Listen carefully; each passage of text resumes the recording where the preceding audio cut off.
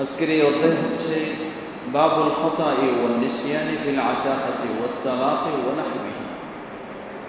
কৃতদাস আজাদ করার ক্ষেত্রে অথবা তালাক দেওয়ার ক্ষেত্রে অথবা অনুরূপ কাজের ক্ষেত্রে কেউ যদি ভুল করে ত্রুটিবশত কিছু করে ফেলে তাহলে এর হুকুম কি?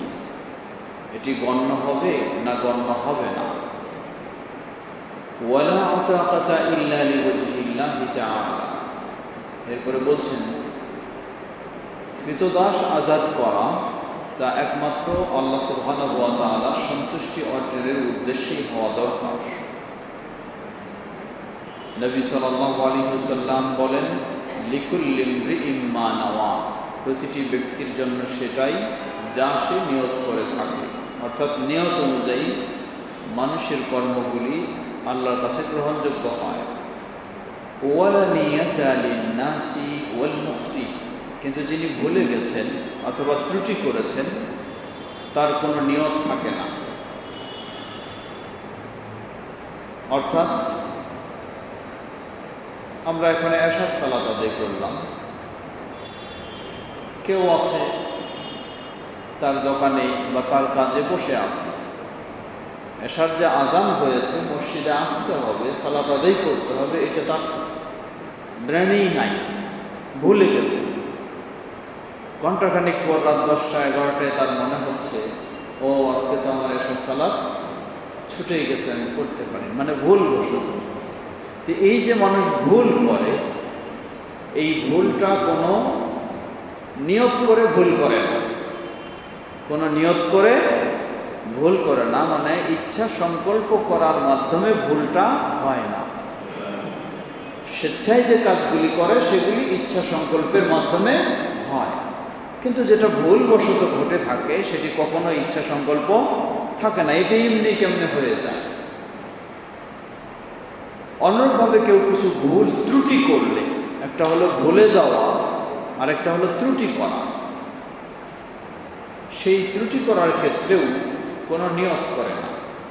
উদাহরণস্বরূপ ধরেন আপনি নিয়ত করে বসলেন ওযু করবেন, এখন ওযু করতে গিয়ে দেখা যায় মাথা মাসে ছুটে গেছে, পরে আপনি বুঝতেছেন, খেয়াল করতেছেন মাথা মাসে ছুটে গেছে, এটা আপনার ওযুতে কি হলো? ত্রুটি হয়ে গেছে। কিন্তু এটা কি আগে থেকে নিয়ত করে আপনি ত্রুটি করেছেন? না, আপনার নিয়ত ভালোই ছিল যে আপনি সুন্দর ওযু করতেছেন। তাই ইমাম বুখারী রাহিমাহুল্লাহ তিনি এখানে নিয়ে এসেছেন বাবুল খাতা ওয়ান নিসিয়ান ফিল আতাকাতি ওয়া তালাক। দাস আজাদ করার ক্ষেত্রে কেউ যদি এই ধরনের ভুলে যায় অথবা ত্রুটি করে, অনুরূপভাবে তালাক দেওয়ার ক্ষেত্রেও যদি ভুলে যায় বা ত্রুটি করে, তালাকের মাসআলাটি যদিও বিস্তারিত আলোচনার প্রয়োজন, কিন্তু এখানে তালাক নয়, তাই বিষয় নয়, তাই আমরা বিস্তারিত যাচ্ছি না।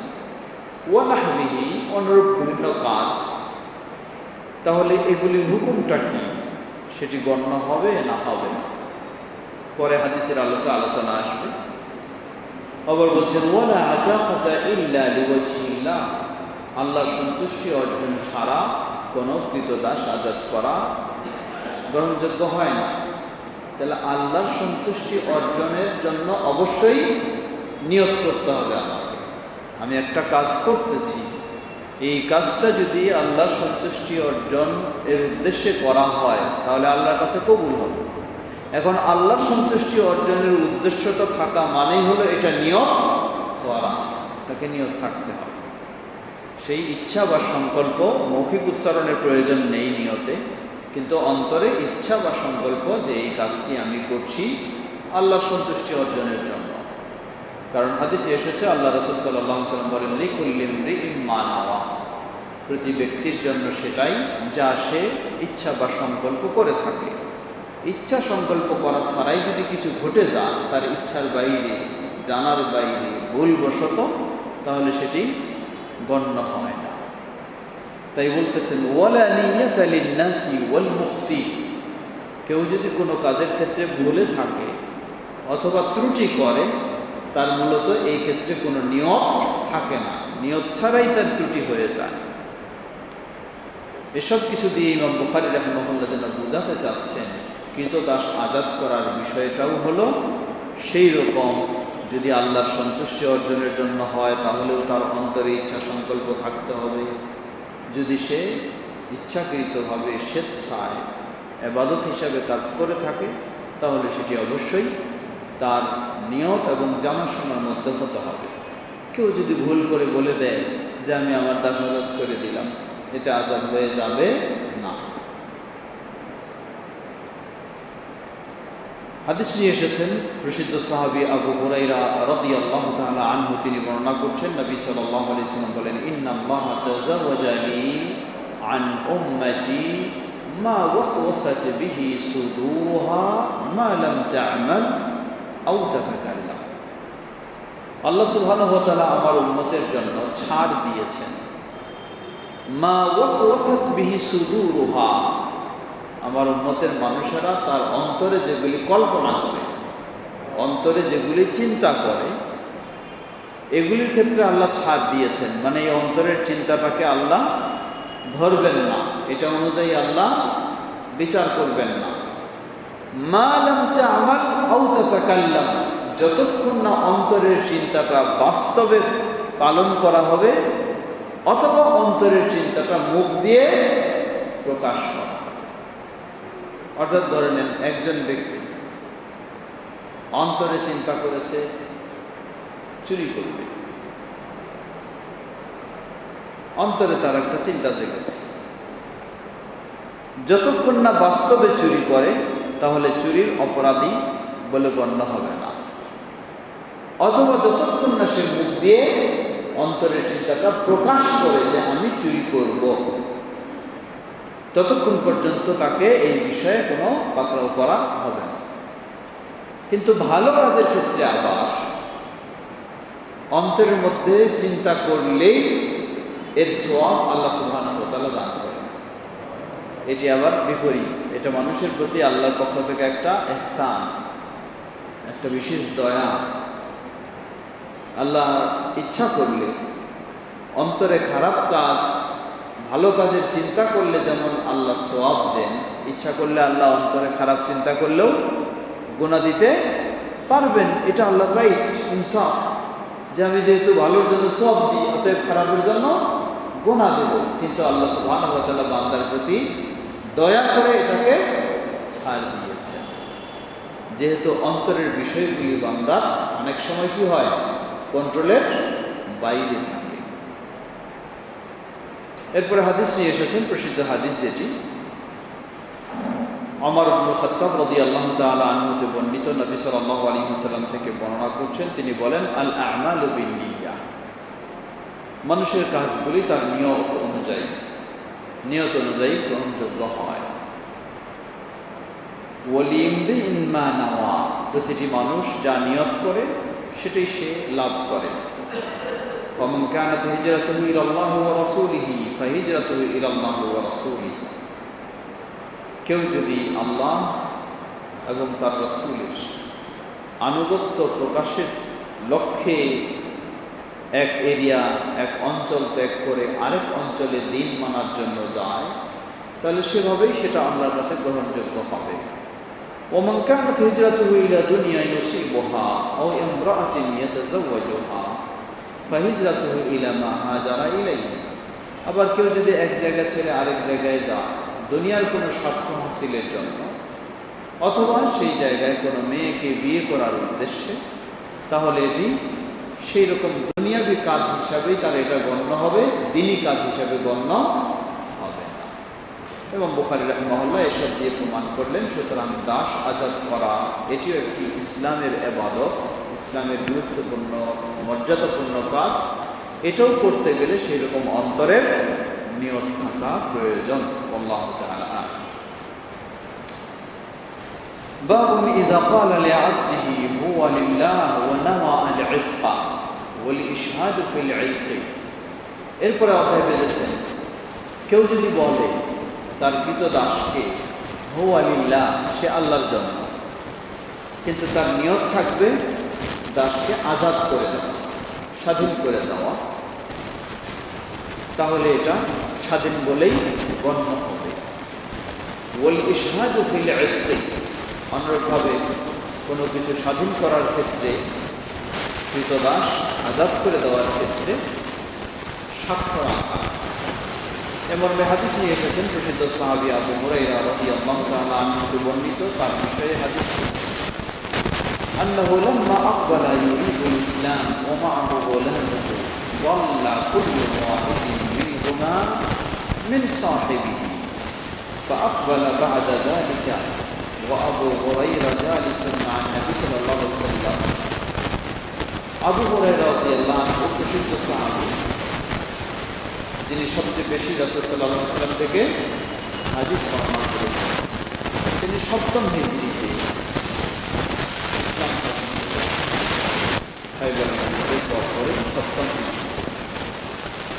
তো তিনি যখন রাসূল সাল্লাল্লাহু আলাইহি ওয়াসাল্লামের সংবাদ পেয়ে ইসলাম গ্রহণের উদ্দেশ্যে মদিনায় হিজরত করলেন, মদিনায় গমন করলেন, সাথে তার একজন কৃতদাসকে নিয়ে আসলেন। তিনিও ইসলাম গ্রহণ করবেন, কৃতদাসও ইসলাম গ্রহণ করবেন। কিন্তু রাস্তায় চলতে চলতে দুজন ভিন্ন ভিন্ন দিকে চলে গেছেন, একজন আরেকজনকে হারাই ফেলেছেন। যে কোনোভাবেই হোক একজন আরেকজনকে হারিয়ে ফেলছেন। হারিয়ে ফেললে একসময় আসার কথা ছিল, আবু হুরায়রা রাদিয়াল্লাহু আনহু চলে আসছে, এসে রাসূল সাল্লাল্লাহু আলাইহি ওয়াসাল্লামের কাছে ইসলাম গ্রহণ করেছেন। ইসলাম গ্রহণ করে তিনি নবী সাল্লাল্লাহু আলাইহি ওয়াসাল্লামের সাথে সবসময় থাকতেছেন, বসে আছেন নবী সাল্লাল্লাহু আলাইহি ওয়াসাল্লামের কাছে।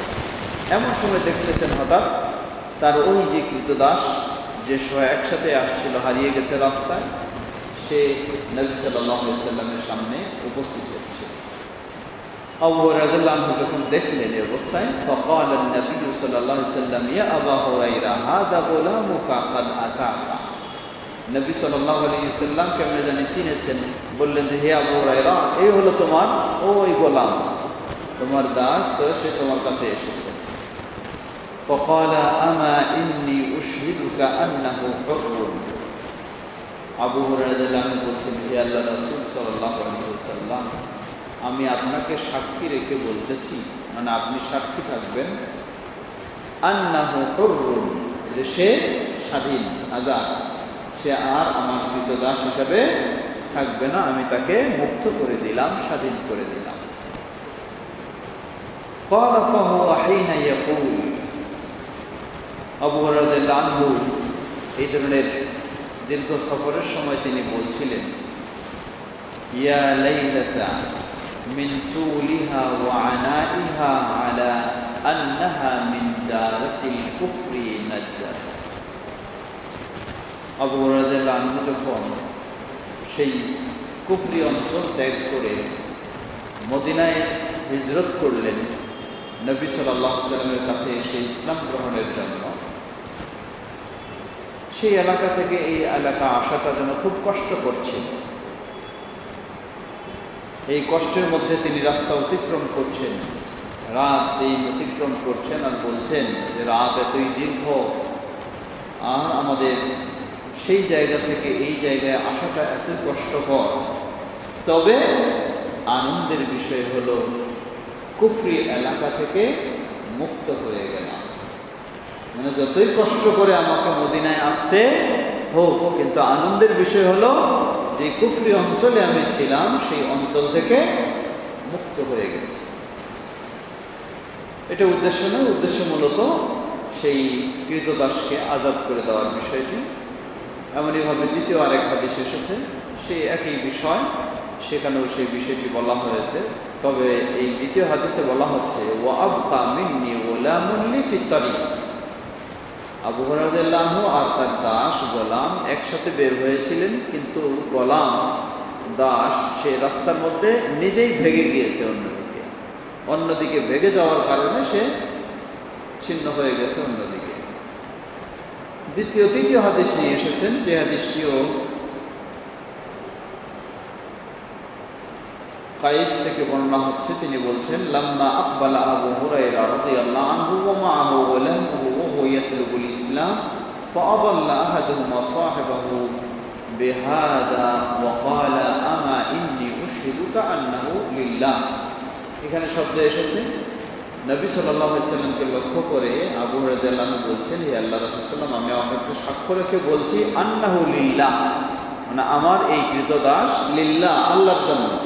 এর মানে আল্লাহর সন্তুষ্টি অর্জনের জন্য আমি তাকে আজাদ করে দিলাম, স্বাধীন করে দিলাম। মানে এত বিস্তারিত যদি কেউ না বলে, শুধু বলে যে আমার এই দাসটা আল্লাহর জন্য, তাহলে এই কথা দিয়ে বোঝা যাবে তার নিয়ত যখন থাকবে তাকে স্বাধীন করে দেওয়া, তাহলে বোঝা যাবে সে স্বাধীন বলে গণ্য হবে।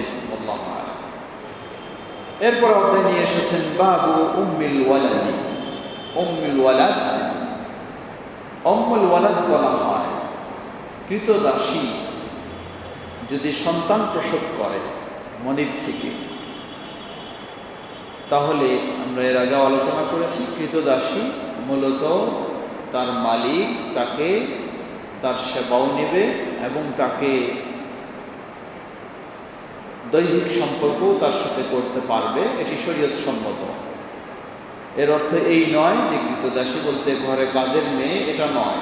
এটা হচ্ছে যেই অরিজিনাল কৃতদাসী যেটা যেটা হয়তো সম্ভব হবে এখনো যুদ্ধলব্ধ, যুদ্ধে কয়েদি যারা আসবে তাদেরকে সেভাবেও ব্যবহার হতে পারে।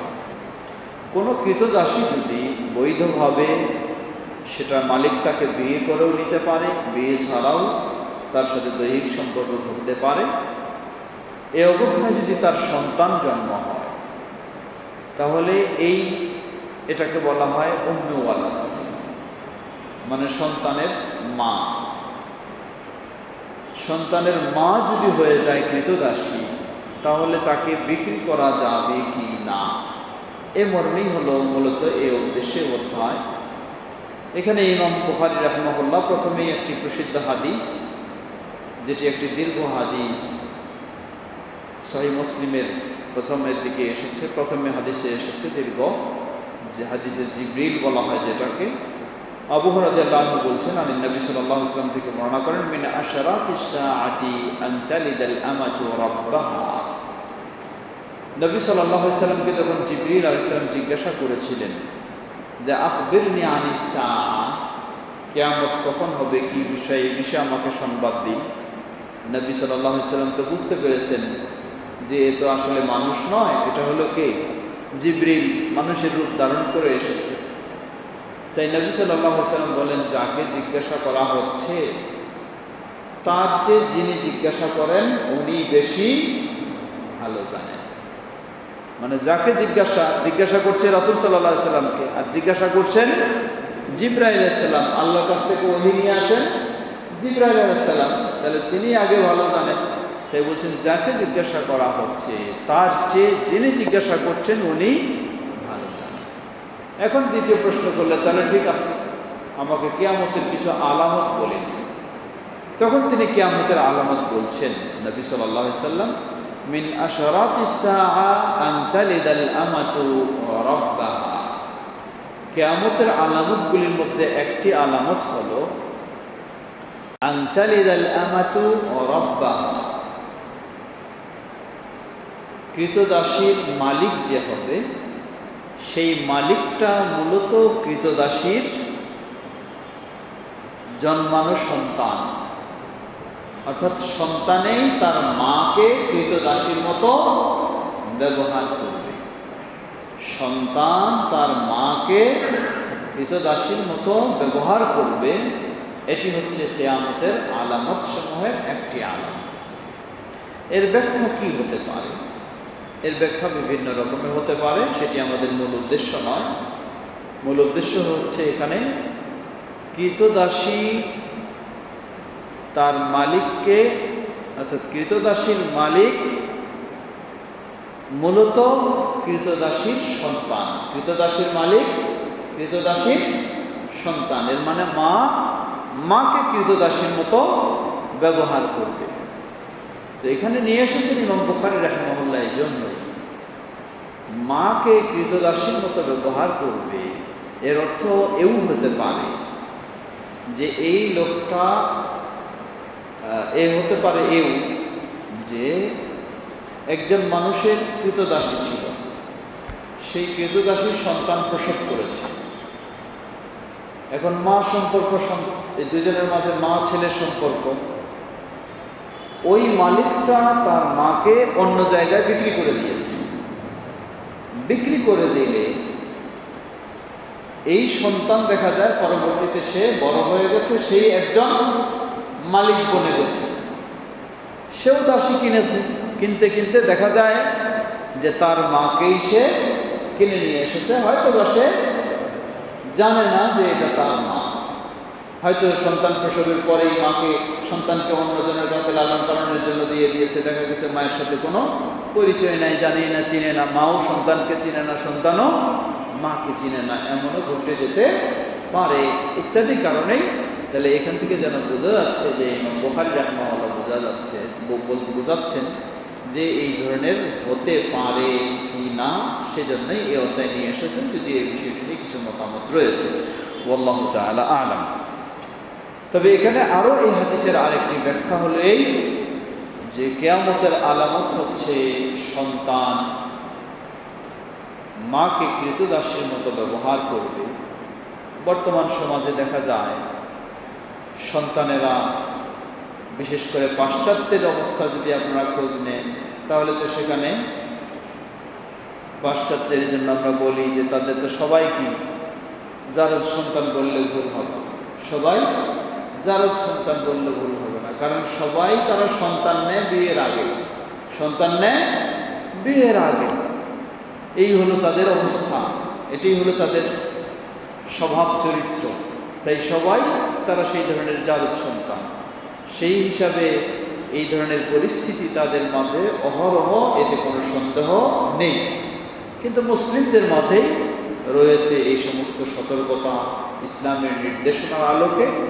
কিন্তু মুসলিমদেরও সন্তানের পিতা মাতার প্রতি বর্তমান পর্যায়ক্রমে পাশ্চাত্যের চিন্তায় গড়ে ওঠার কারণে আমাদের নতুন প্রজন্ম মায়ের সাথে ওই কাজের মেয়ের মতোই আচরণ করে থাকে। বহু প্রমাণ পাওয়া যায়। কাজের মেয়েকে যেমন খেতে দেয় মাকে, তেমন বইয়ের কারণে বইয়ের কোথায় মাকে সেরকম খেতে দেয়, কাজের মেয়েকে যেভাবে শুইতে দেয় মাকেও সেরকম জায়গায় শুইতে দেয়। মানে কাজের মেয়ের অবস্থা যেমন মায়ের অবস্থা যেমন, সেই রকমই বহু করে আমাদের সমাজে এখন বৃদ্ধি পাচ্ছে। কারণ আমাদের নতুন প্রজন্ম তারা ইসলামের অনুসরণ না করে অনুসরণ করছে পাশ্চাত্যের, যার ফলে এই পর্যায়ে চলে যাচ্ছে। এইভাবেই দেখা যাবে পর্যায়ক্রমে কিয়ামতের সময়টি সন্নিকটে চলে আসবে। আল্লাহু তাআলা। এরপর আপনি নিয়ে এসেছেন বাবু বাইউল মুদাব্বার। বাবু বাইউল মুদাব্বার, মুদাব্বার কাকে বলে? মুদাব্বার বলা হয় এক প্রকার কৃতদাস। মনে করেন আপনি একটা কৃতদাসের মালিক, কিন্তু আপনি এই কৃতদাসটাকে একটা কন্ডিশনে রাখলেন। সেটা কি? আপনি তাকে বললেন যে আমি যতদিন বেঁচে আছি ততদিন তুমি আমার সেবা করবা, আমার দাস হিসাবে থাকবা, কিন্তু আমি যখন মারা যাব সাথে সাথে তুমি স্বাধীন হয়ে যাবে, আমি মারা গেলে তুমি স্বাধীন হয়ে যাবা। এই কন্ডিশনে যদি কোনো দাসকে রাখা হয়, দাস বা দাসী, সেটাকে বলা হয় মুদাব্বার। মানে মৃত্যুর পরে সে স্বাধীন হয়ে যাবে। এই হুকুম কি? এটা এই ধরনের বৈধ আছে কি না করা? ইমাম বুখারী রাহিমাহুল্লাহ সেটি বোঝানোর জন্য এখানে হাদিস অধ্যায় নিয়ে এসেছেন এবং হাদিস নিয়ে এসেছেন।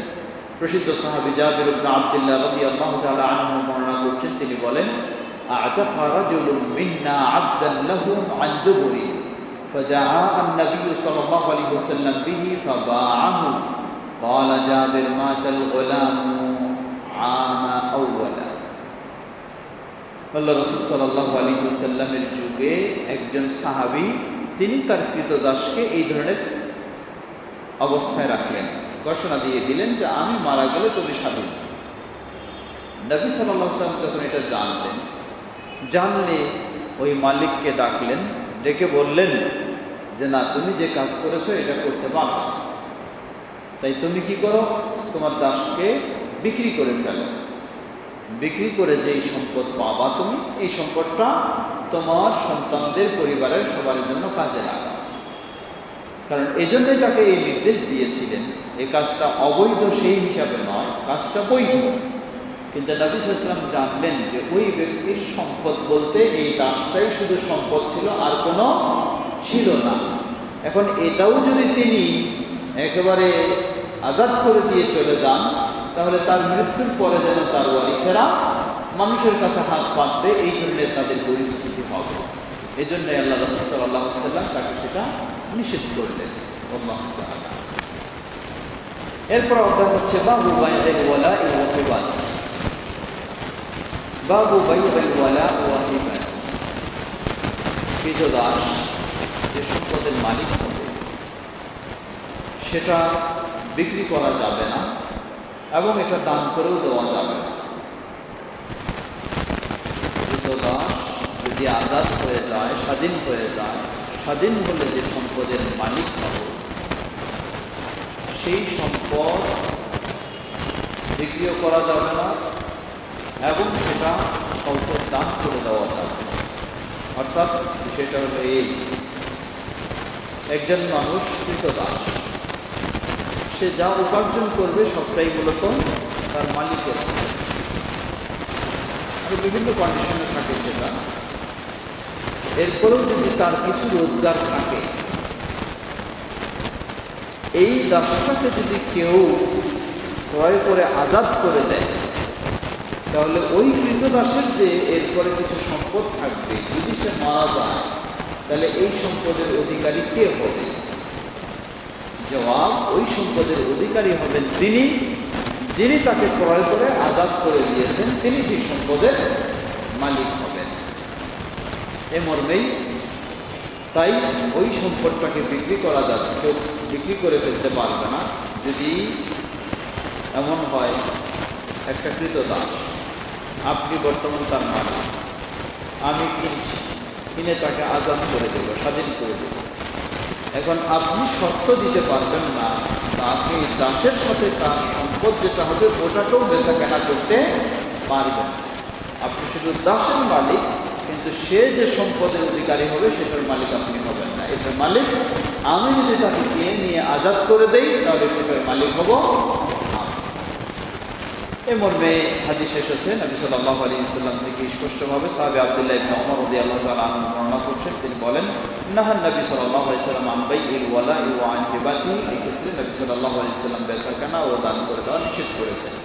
যেমন আরো একটি হাদিস এসেছে স্পষ্টভাবে, উম্মুল মুমিনিন আয়েশা রাদিয়াল্লাহু তাআলা আনহা তিনি বর্ণনা করছেন, তিনি বলেন যে ইশতারাইতু বারিরা, বারিরা নামক একজন দাসী ছিলেন, তাকে আয়েশা রাদিয়াল্লাহু আনহা কিনে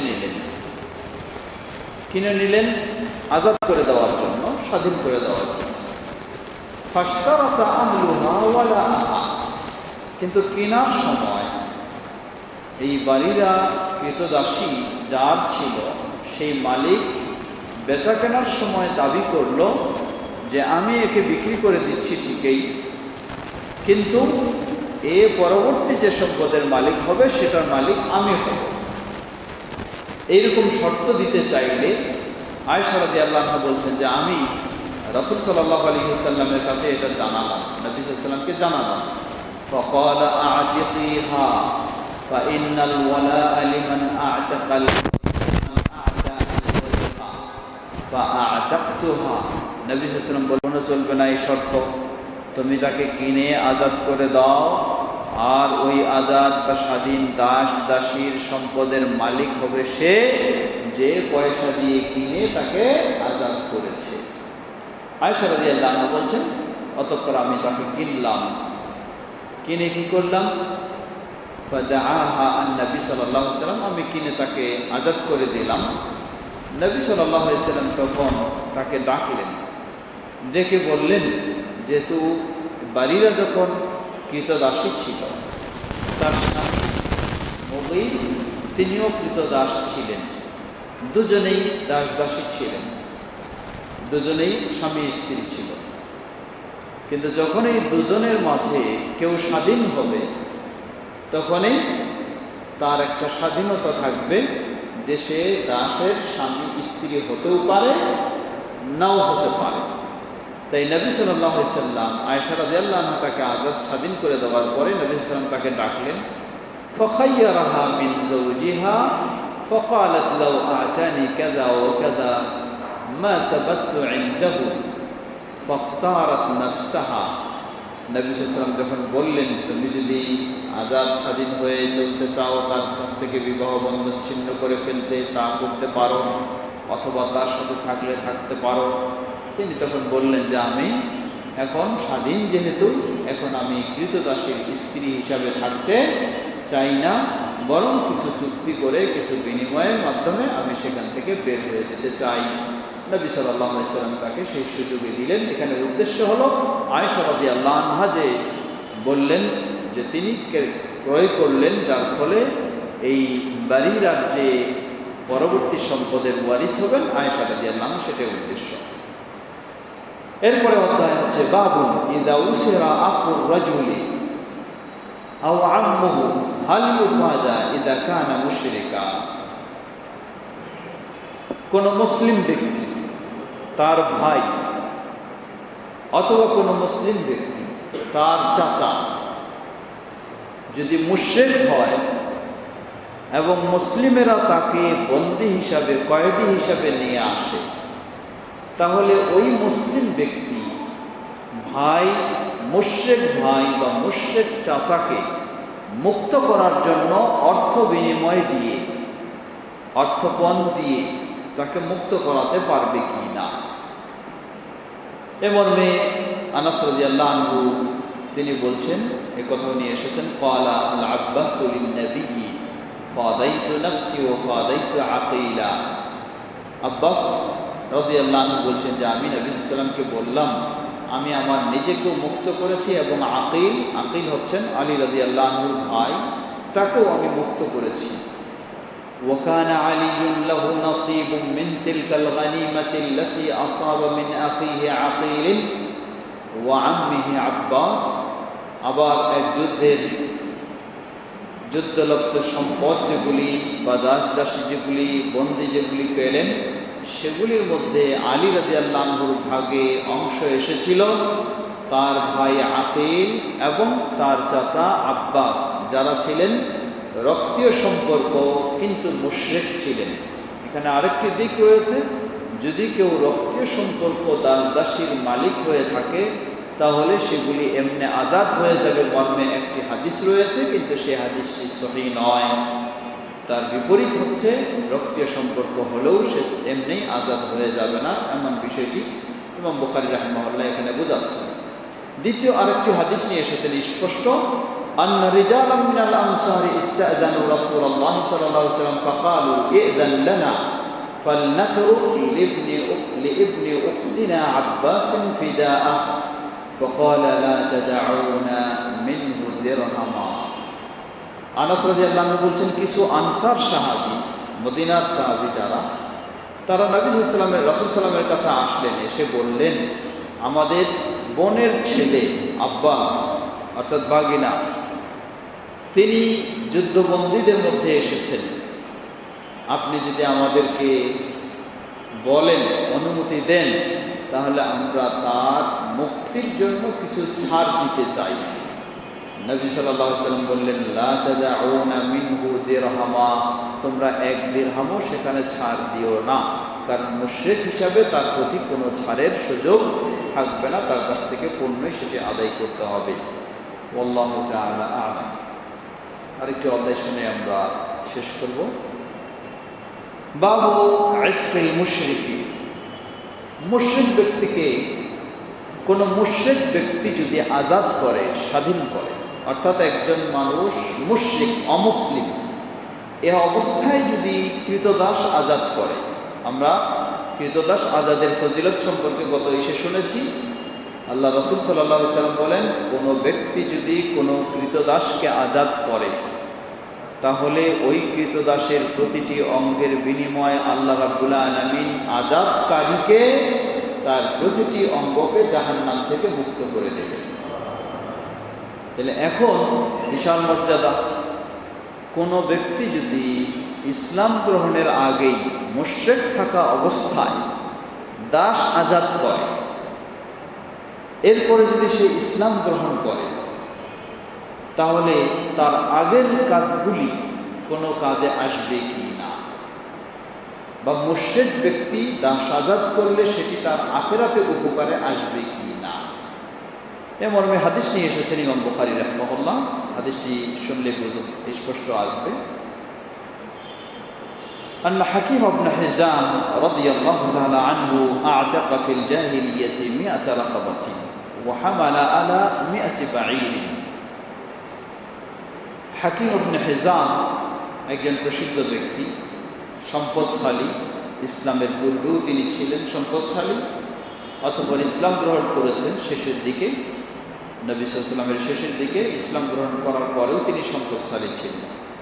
তিনি যখন জাহিলি যুগে তিনি একটা দুটা নয় 100 কৃতদাসকে তিনি আজাদ করেছেন। 100 কৃতদাসকে তিনি আজাদ করেছেন এবং 100 উট মানুষকে বাহন হিসাবে দান করেছেন। فلما أسلم حمل على 100 بعير وأعتق 100 رقبة। আবার যখন তিনি ইসলাম গ্রহণ করলেন, ইসলাম গ্রহণ করার পরেও তিনি ওই 100 উট মানুষকে বাহন হিসাবে দান করলেন এবং 100 কৃতদাস তিনি আজাদ করলেন। قال فسألت رسول الله صلى الله عليه وسلم فقلت يا رسول الله। এখন তিনি বলছেন যে আমি ইসলাম গ্রহণ করার পর এই কাজগুলি করলাম ঠিকই, কিন্তু রাসূল সাল্লাল্লাহু আলাইহি ওয়াসাল্লামের কাছে জিজ্ঞাসা করলাম, হে আল্লাহর রাসূল সাল্লাল্লাহু আলাইহি ওয়াসাল্লাম, আরাআইতা আশিয়াআ কুনতু আসনাউহা ফিল জাহিলিয়াতি কুনতু আতাহান্নাসু বিহা يعني أتبرر بها। قال فقال رسول الله صلى الله عليه وسلم أسلمت على ما سلف لك من خير। তিনি বললেন, হে আল্লাহ রাসূল সাল্লাল্লাহু আলাইহি ওয়াসাল্লাম, আপনি কি মতামত দিচ্ছেন? আমি যখন অমুসলিম ছিলাম সেই সময় আমি অনেকগুলি ভালো কাজ করেছি, কিন্তু সব ভালো কাজগুলি করার পিছনে আমার নিয়ত ছিল পুণ্য কামাই করা, নেকি অর্জন করা।